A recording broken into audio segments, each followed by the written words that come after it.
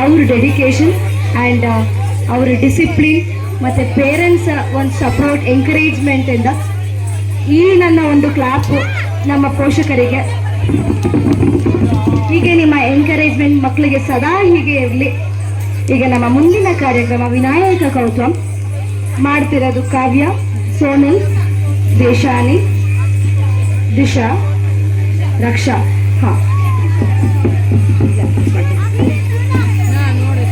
ಈ ಮಕ್ಕಳದ್ದು ವಿಶೇಷ ಒಂದು ತಿಳಿಸ್ಲೇಬೇಕು. ಈ 4 ಜನ ಮಕ್ಕಳದು ರಕ್ಷಾ, ಸೋನಲ್, ಕಾವ್ಯ, ದೇಶಾನಿ ಸತತ 7 ತಿಂಗಳಲ್ಲಿ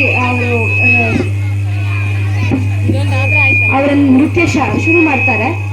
ನೃತ್ಯ ಶುರು ಮಾಡಿ ಅವರ ಒಂದು ಧೈರ್ಯದಲ್ಲಿ ಪ್ರಾರಂಭಿಕ ಎಕ್ಸಾಮ್ ಅಖಿಲ ಗಂಧರ್ವ ಮಂಡಲ ಅವ್ರು ಕಂಡಕ್ಟ್ ಮಾಡುವಂಥ ಏಪ್ರಿಲ್ ಎಕ್ಸಾಮ್ಸ್ ತಗೊಳ್ತಾರೆ.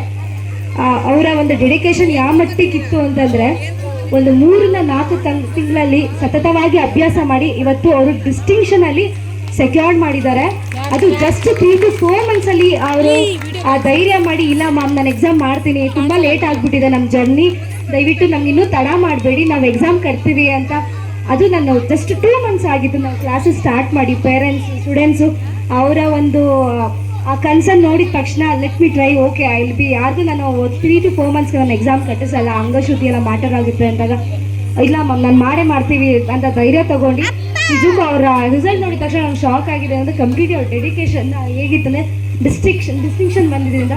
So let all clap them. ಹೀಗೆ ಅವರ ಡೆಡಿಕೇಶನ್ ಮುಂದೆ ಕಂಟಿನ್ಯೂ ಆಗಲಿ ಮುಂದೆ ಎಕ್ಸಾಮ್ಸ್ಗಳಲ್ಲಿ. ಈಗ ಮುಂದೆ ಎಕ್ಸಾಮ್ಸ್ ತೊಗೊಳ್ತಿರೋ ಮಕ್ಳಿಗೂ ಕೂಡ ಡೆಡಿಕೇಶನ್ನ ಕಂಟಿನ್ಯೂ ಮಾಡ್ಕೊಂಡು ಹೋಗಬೇಕು. ವಿನಾಯಕ ಕೌತುಕಂ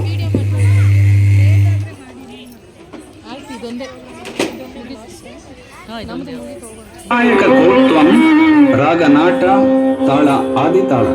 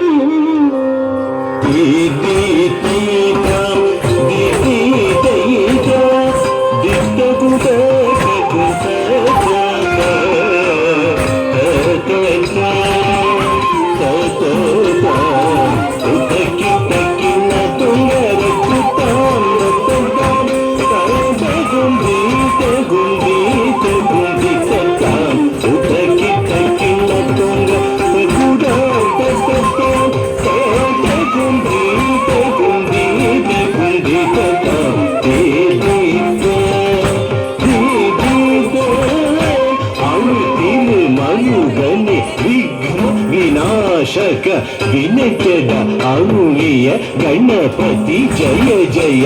ಹರತಿರ ಮನುಗನೆ ವಿನಯದ ಅರುಳಿಯ ಗಣಪತಿ ಜಯ ಜಯ.